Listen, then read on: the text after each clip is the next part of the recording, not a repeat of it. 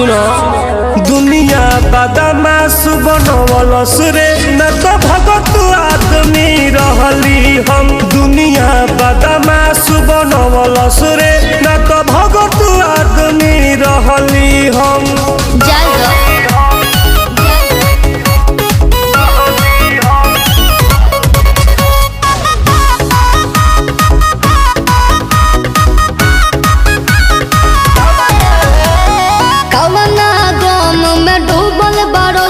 भरत के आग में कूदल बाड़ा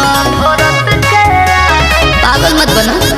रंगदारी कोइल काम हो हमार जब से नाम बदनाम हो हमार।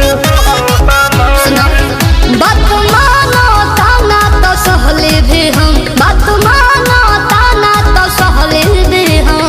ओके डार्लिंग दुनिया बदमाश बनवलस रे न तो भगत आदमी रहली हम। दुनिया बदमाश बनवलस रे न तो भगत आदमी रहली हम।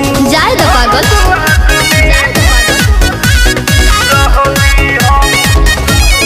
दीपक वर्मा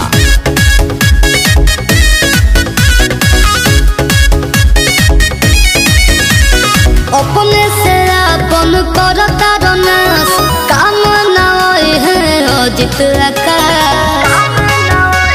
तार साथ क्यों ना दी। टुन टुन दीपक जबले जी रही शान से तोरा के जे बोली जाई जान से। तोहे रहब सुधारी के ठनले हम। तोहे रहब सुधारी के ठनले हम।